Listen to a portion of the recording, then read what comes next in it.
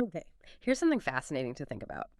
How can a country with only, what, 430,000 people, that's like a medium-sized city, has such an incredible range of looks? People with deep brown skin and coiled hair, others with really light eyes, tall builds, all Belizean. How does that happen? Welcome to the deep dive. Today, we're really digging into Belize, which has to be one of the most physically diverse places in the Americas. Our mission, Yeah. just sort of unpack the story behind this amazing genetic and cultural mix. We'll look at the roots, the regional differences, the features that make Belizeans so hard to pin down. We're drawing on history, genetics, sociology, trying to get why Belizeans don't just fit one mold. So to really get a handle on this diversity, I guess we need to go back, way back. How did Belize even come together? Exactly. You have to look at its history as a crossroads. It always has been. The story really starts with the original inhabitants, the Maya. Thanks to strong cheekbones, almond eyes, skin tones from medium to darker brown, they were the foundation for millennia. Right, the indigenous base. Then the Europeans arrive. Spanish explorers first, 1500s. Then the British settlers came later. They brought their own genetic influences. But the biggest shift, demographically speaking, was the forced migration of enslaved Africans in the 17th and 18th centuries. That was, well, it's transformative. Added a huge new element to the genetic pool. Okay, so you've got Maya, European, and then a really significant African component layered on top. How does that mix play out today? Like, what are the actual demographics now? Well, if you look at Belize now, it's exactly that mosaic. Mestizos, that's the European, and Maya mix. They're the largest group, maybe around About 50%. the population. Yeah. Then Creoles, who are primarily an Afro-European mix, they're about 25%. Okay. And you still have distinct Maya communities, Mopan, Keki, Yucatec, making up maybe 11%. And the Garifuna, with that unique African and indigenous Caribbean ancestry, they're about 6%. Garifuna, right. Heard about them. And that's not even everyone. You've got smaller but distinct groups, too. East Indians, Chinese, Lebanese, and Mennonites, who are of European origin. It all adds up to this incredibly complex picture. It's not just numbers on a page, is it? You can actually see that history walking down the street. It's why people look so different. But let's zoom in a bit. How does this blending show up in specific traits, like skin tone, eyes? Right. This is where it gets really visible. These ancestral lines, they show up quite dramatically. Take skin tone. It varies a lot, not just randomly, but often by community and even region. How so? Well, up in northern Belize, where you have more mestizo influence, you'll see more medium brown, olive-type skin tones, that Maya Spanish blend. Okay. But travel south to areas with strong Garifuna communities, and you'll often see much darker skin tones, reflecting those West African origins. The difference. Huge. And Creole Belizeans, they can range anywhere from light caramel to very dark ebony, depending on how much European ancestry is in their specific family line. So a real spectrum just within that one group. Exactly. And then you have the Mennonite communities. German background. They often stand out visually, very fair skin, blonde hair, blue eyes. A completely different part of the Belizean tapestry. That's quite the contrast. You have this incredible range all within one small nation. But, does this visible difference create any social issues, like colorism? Is that a factor?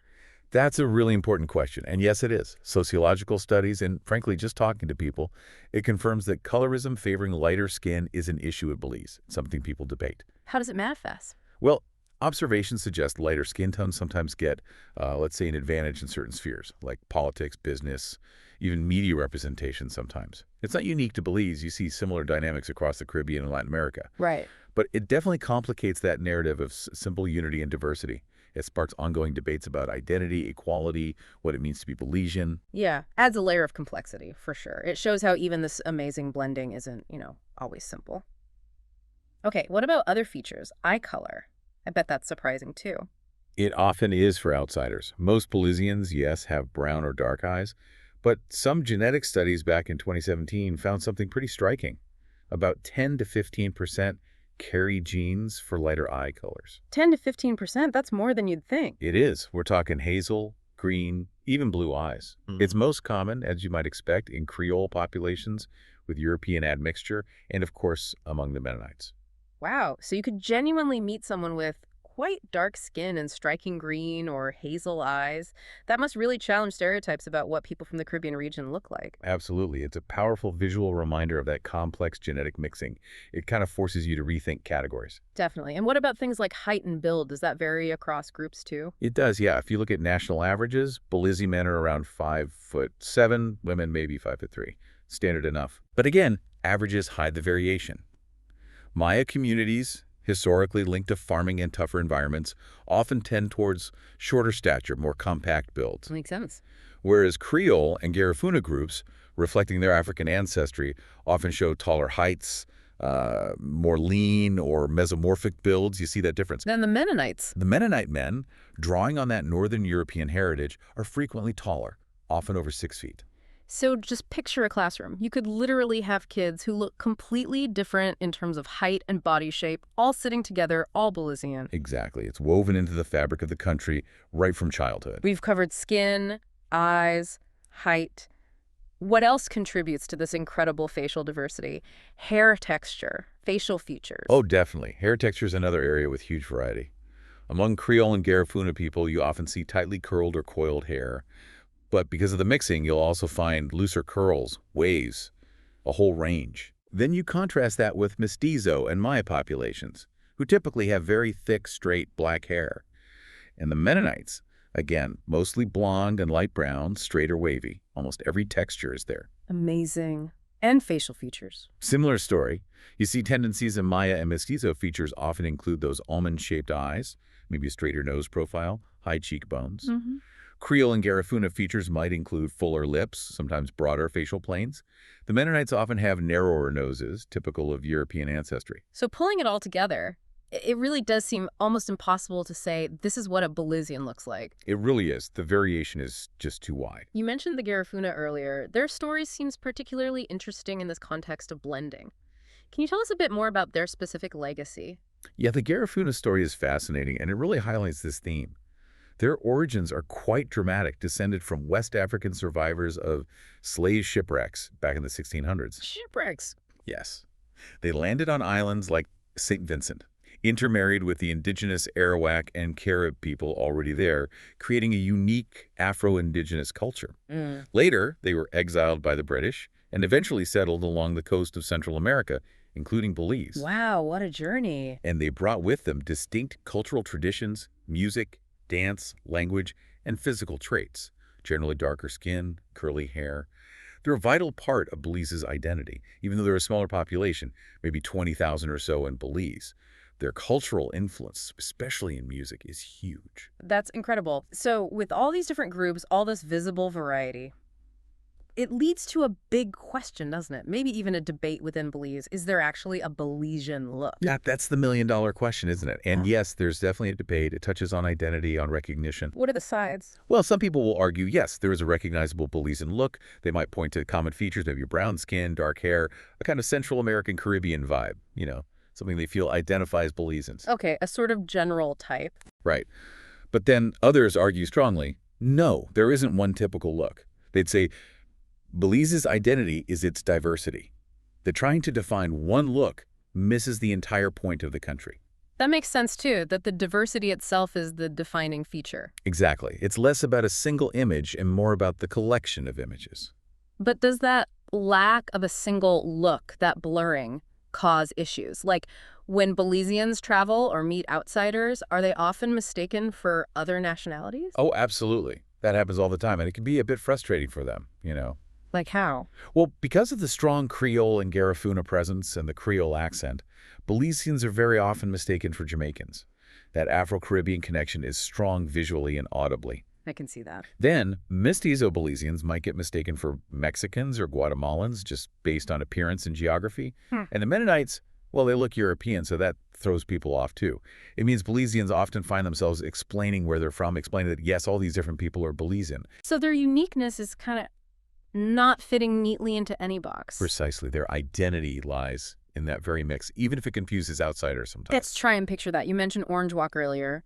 Paint that market scene for us again to really drive home this diversity. Okay, yeah. Imagine you're there, market day, it's busy. You see a Maya woman, maybe she has the traditional woven blouse, dark braided hair, those distinctive almond eyes, selling her textiles. Beautiful work. Mm-hmm. Then, just over there, a Creole guy. Maybe his skin is deep brown, but he catches your eye because he has these unexpected light hazel eyes. He's loading sacks of rice, chatting in Creole. Okay, got it. Then, rattling past comes a horse-drawn cart driven by a Mennonite teenager, maybe blonde hair under a straw hat, fair skin, maybe some freckles. Completely different look. Right. And maybe in the background you hear drumming and some Garifuna kids are just spontaneously dancing, laughing, their curly hair flying. All in the same space. Okay. Different faces, different ancestries. African, Maya, European, Caribbean, Mm-hmm. all Belizean. Yeah, that really brings it home. Each person telling a different story with their face, but sharing that single identity. Powerful. So, looking forward then, what's the future trajectory for this diversity in Belize? Is it likely to increase, decrease, stay the same? Well, the consensus among demographers is that Belize's diversity is likely to increase. It's not static. Why is that? Several reasons. You got ongoing migration, people coming in from neighboring countries, Guatemala, Mexico, Honduras primarily. That constantly adds new threads to the weave. Okay, new inputs. Yeah. Plus, groups like the Garifuna are actively working to maintain their distinct culture. And the Mennonite communities have high birth rates, so their presence, their distinct look, continues to grow within the population. And what about mixing between the groups? That's the other key factor. Intermarriage between different ethnic groups is increasingly common. So you're getting even more complex blends, more unique combinations emerging all the time. So, genetically speaking, what might Belize look like in, say, 2050? Some genetic researchers suggest that by mid-century, Belizeans will likely be even more blended. Those unique combinations of African, Maya, European, Caribbean features won't be anomalies. They'll be increasingly the norm. The mixing is ongoing and dynamic. That raises a big question, though. What does that mean for the country, for cultural identity? It does. And there are sort of two ways to look at it. Some people worry, understandably, that this continued blending might erode distinct cultural identities over time. Will unique traditions get diluted? A valid concern. It is. But the other perspective is that this very blending strengthens Belize, that it creates a nation uniquely equipped to thrive on difference, building resilience through diversity. Interesting. Like biological diversity often makes ecosystems stronger. Exactly. Some scientists draw that parallel. Genetic diversity within a population can enhance adaptability, resilience. So perhaps Belize's future strength lies precisely in this ever-evolving human mosaic. It's a fascinating outlook. So wrapping this up, we asked how Belizeans can look so incredibly different. And the answer is, well, it's complicated, but beautiful. It's centuries of history playing out. It's continents colliding, really. Mm-hmm. African strength and resilience, deep Maya roots, European migrations, Caribbean creativity, all converging in this one small nation. Which means two people can look like they're from different planets, but they share the same passport, the same national pride, speak the same Creole, perhaps. Exactly. Their shared identity isn't based on looking alike. So the takeaway for listeners, next time you think about Belize, don't just picture one type of person. No, picture that marketplace. Picture the spectrum. A whole range of faces, each with a different past, but all part of the same present. Belize really is proof that difference doesn't just make us interesting. Makes us beautiful.